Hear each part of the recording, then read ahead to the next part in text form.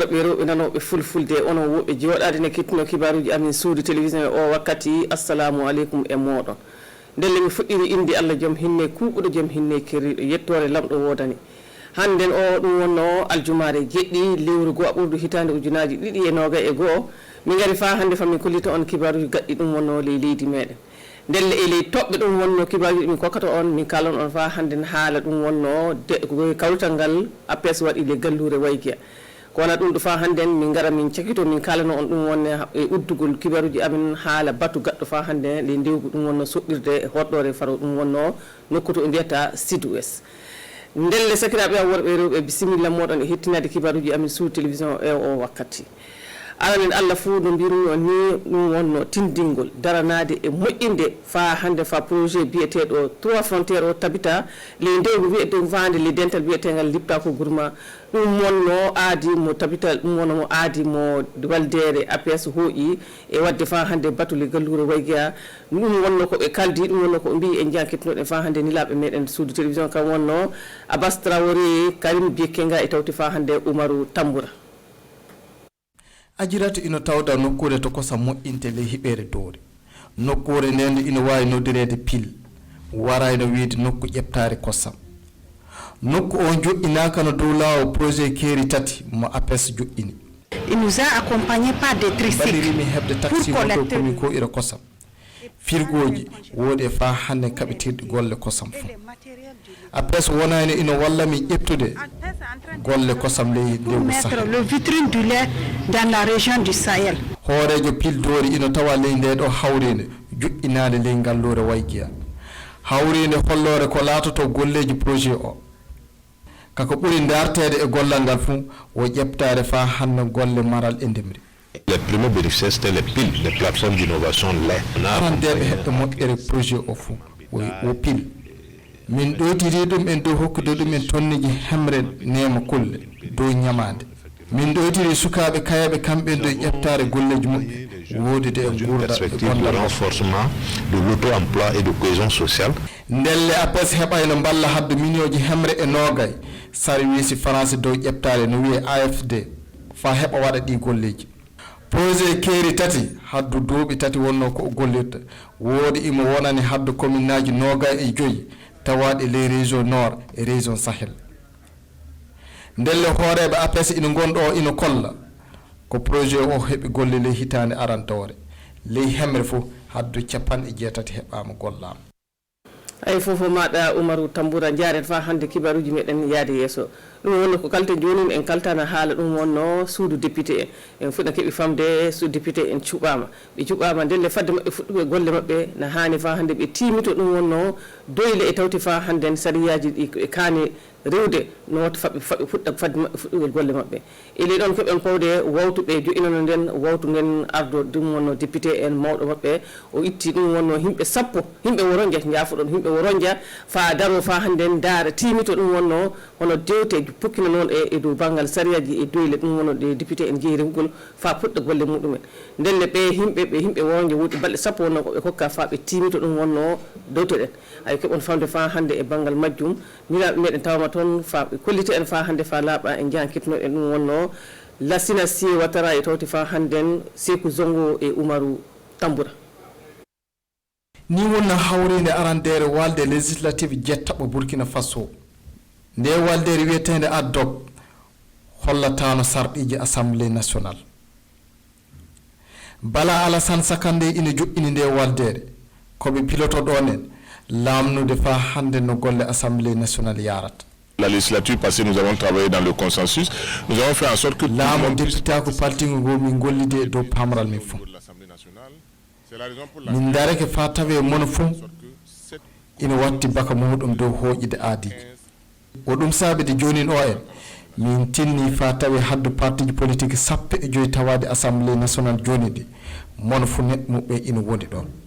woodide mono fof wattan baka muɗum e dow wadde nde dewtere woodide min dareke fa tawe rewɓe e sukaɓe kayeɓe nous avons tenu compte également du genre quelque chose qui est important pour nous c'est-à-dire les femmes et les jeunes ndeɗo waldere tawdade yimɓe 30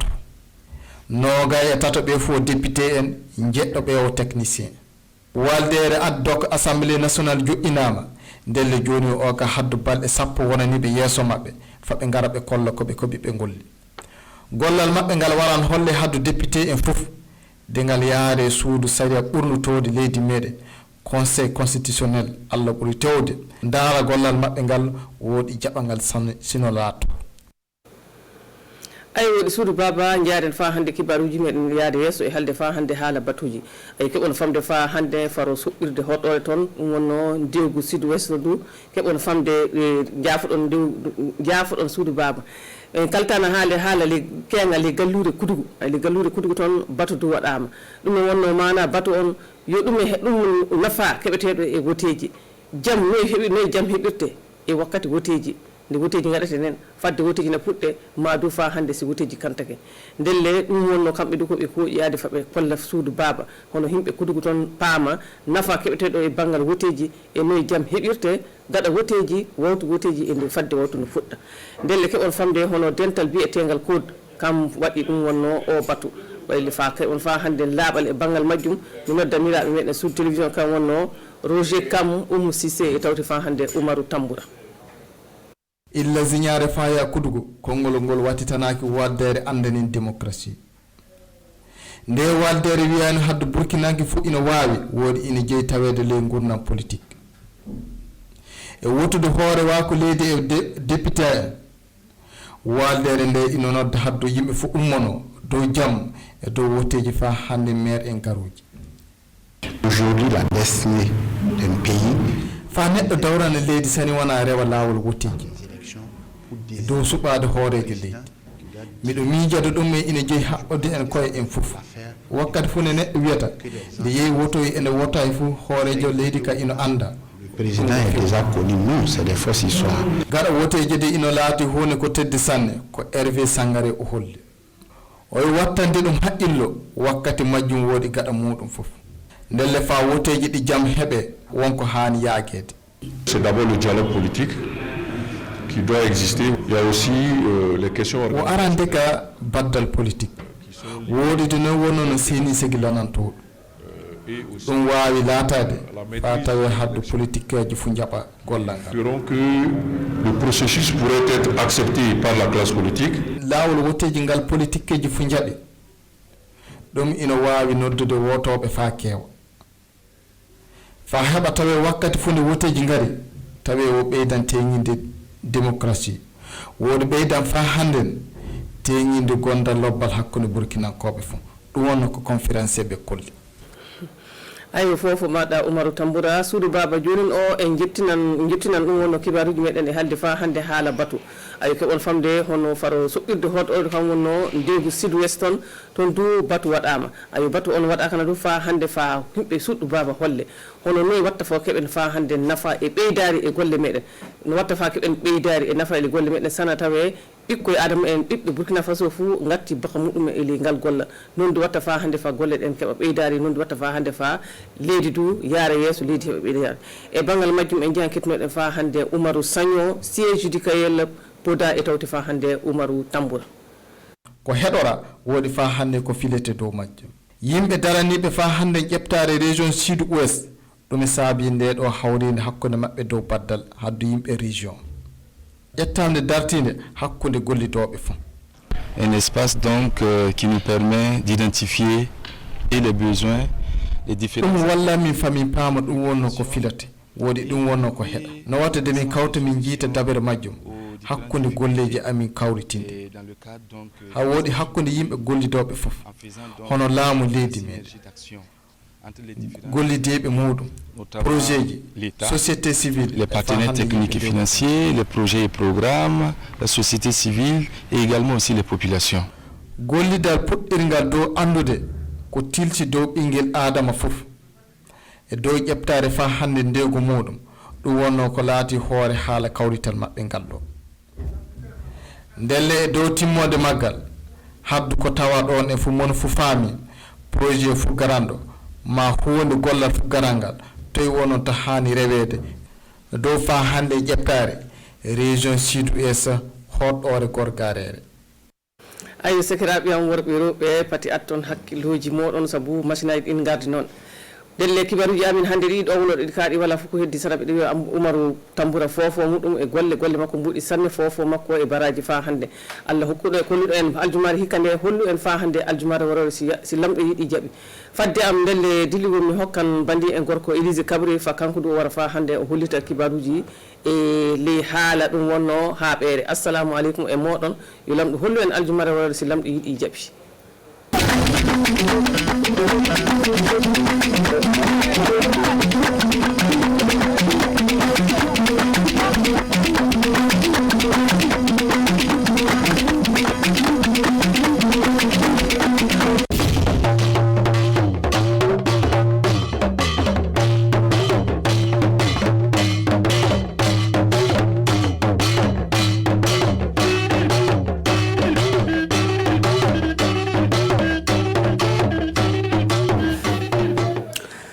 Samedi c'est qu'il n'y aura pas la parole à ministre France Santa ton connaît ton wakar kangar posila néo-indiga qui bat ton Santa donna nantasiam zurat la auto et nantisina les députés Rambazak pour attirer to vigle sulbene sul kanga nanzingra sampi pour un gros store son bon également anti député Rambatikien Toume Yumanua Soata et noti baset qui bat runda roktizam dara adleb dobsuli bene woni to parate to blerik bambin hekura aruna kabore ni ministère la ninga singeta lebata to ma ko to ta bam dabo len kala bilf bala we koska pour la kieda renim sambi sir ker ki ba wax poa wala msanda ilim ki ba zuraduma député Ramba Zakapora adia sulla vigilante sul kanga nandi ko ramson santenta piga nzino gulusa to sebrop sananti kontume yuma anua sonwata et tout monta sa zinda bene la pam da venam ne dul comme Bénédicte. Ton bayir 8e législature député Ramsan Zina ya pipi soli obson lugun la woto ton zinga ya comité ratete ya groupe boudou na ongulse sebininga assemblée nationale on toronto buninga tum yumanua ti mimiti he na iti ndi groupe majorité beme la ton tarada me ti seroto he nange zak pour no kenre nan kina wantoto yam se ngulere ne perbon basse le yam zinungulo sebkanga bureau ni nyote wa ile meti kanara pour la yekame tiri yare sotu ton yele tara député parti wa tara député pinula zaka pisiobe ba he député yende denna ne kan fani nya nore tinataba ti ba he député yemre yele la yele me ya Burkina be me yak foti fo be assemblée denna ka sumu yim yel kangi yare sotu ton eti parti politique boude fa hambe assemblée be wati nataba ngulo sepkanga tia tonne ya watonne tab kor budu yare la dizini gruna ayane pisi la tabo donc député ou député hembekane parti politique ou parti politique hembeka tara député tourna pourra rampile nandi kontume parmi yi sebre na ile ti sebre ton nanto la conseil constitutionnel le et conseil constitutionnel waka ti ton menga he yiti ya d'accord atu william ti ya sepkan la ton nantu ndike tourna yumonu wata ya nepsa na man pista ambe commission kanga pourrait député namba ya nepisi la tabo ti bangare ba yopo pass ba l'armentar sul sombonti code somode wala bahara nama na kelenken ka tontinga pourra ado l'arme mana gidre région ram poussé région ram nisbab singilga poussé koisa koyanga ya na yele ngomni nimbwera na yele ti vote ram sawa betontinga bikeli la fi vote ram santi yida wala medamba vote ram son tokolo watonwa tumnta sa tungilga me la mamenga seral tumda itkelre Observe comme nous avons 15 ans de Kodoro, Adi Koyanga, la Association Conscience Démocratique Ramrikantas Nimbuida. Nebamba, Burkina Faso comme Fantin du Sabto politique of Impora, on vote Yakobiam Nava, la Yakobiam député Ramba. Yalen Kiti. Tobzek de Koyambo Nimbuida, Tobser Menga, Timé Damba votation à Tatoyi la Fepora, Tontenga Pora. Aujourd'hui, la destinée d'un pays, ou diriger un pays, na yili yiteng naba lena meti votlam si ya votlam no pourra la miaka tinga naba la mamtaka da me ini muda faso mondo isabto ne kem sawa yite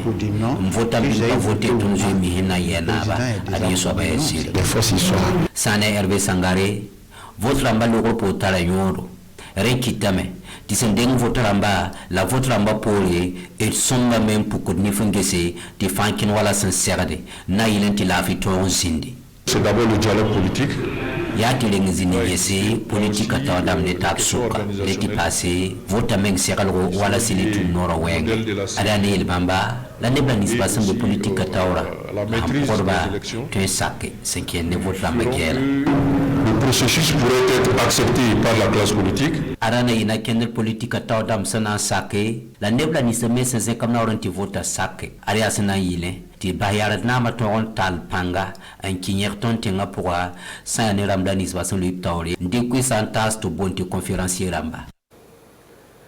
zamandara arorwoko se awora la kasanga pourra rien met il lebde souligni ulikti bam pasake ti oblebendike wala bam ministre kodore a aruna kabore to lebre yakni kangata nai ministère la ninga sengeta lebre tawre ti bala tuma la tumia ti patolo kontabam dabo option sinbe en lour pour et tout monta se sindabe ne la pam venam ne dul comme Bénédicte wakat selore commença à ma pama zulu exposoro bam tunda we yani suka na sentri commença na bakele na yiza mandara na wuli bam supanongo labna kelen kose ti premier ministre la wa bola aruna kabore to boire le wa ministère tout le commerçant ma ya kai kundiramba tonda tan na ko sobla me bala han loe tonta la milili an ka to ma la ton zulu ese ton goma me hale to warate ne bo zulu ese la na yili te tinga gan ba ninga ton sakame amba hata to menta ateka la mangwa na kanyaka ton da tam ti président du faso kelo tondo ton kayata alon kati miniri ton kati yeta kati on yi wala bon ambassadeur ton ministère mi ngai ta commerce ay la tor kala tali ton da tam to batum du commerce on bonira e ya kelada yam bonira ya nire ndar commerce ken tore en ninga tore bala bam sa nyaka aruna kabore le bran ningi ton tum na tore akademisi ya ne to man pole on kot tenga tor soba talik ngese on song bamba obiela yirgiri nyinga Sambisi impusi la barka sindiko wiranzini kila gesa kipa ni mora yala dakanu ndunda la mikamiti lunda zul sapana pama blenda tidi zul gala fo pang power ko tam sabo wento pass of lafi rende ko tayam seka tino aswate wena ko la mai vusko ne lafi la sino.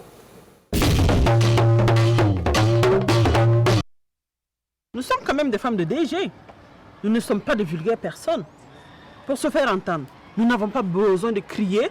sur l'autre ou bien voilà, de le frustrer par nos paroles. Mamie, si un jour on te demande d'apporter le caca de Satan, inutile de réfléchir longtemps. Il faut amener celui de l'homme. Ah bah, toi aussi ne dis pas ça. Des hommes bons, il y en a. Des femmes mauvaises aussi, il y en a. La voiture là m'a lâché complètement. Tu as appelé le mécano au moins? Parce que c'est ce qu'il y a lieu de faire. Bon, je peux te laisser te débrouiller tout seul parce que je suis un peu en retard. Allez-y. On s'en va. Mais, madame, il n'a qu'à venir. Moi, je vous amène. Ensuite, je dépose monsieur au bureau. Bouba, ceci est un véhicule de fonction, pas un véhicule familial. Qu'est-ce qu'on fait ici? Pourquoi est-ce que tu ne nous reçois pas dans ton appartement comme d'habitude? Je ne cherchais pas à te froisser, papa. C'est juste que je ne me sens plus chez moi là-bas.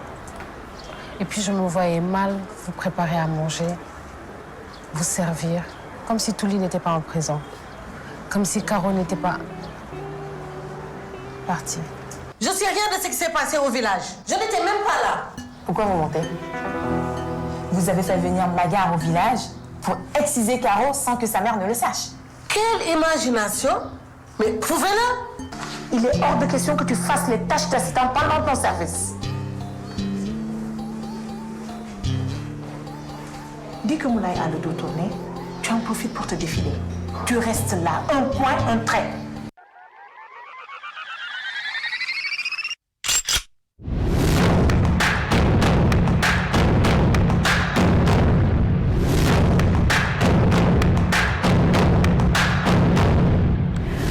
sa saison 2, c'est une continuité de la première saison, mais avec de grandes innovations que vous aurez l'occasion de découvrir et d'apprécier tout au long de cette saison.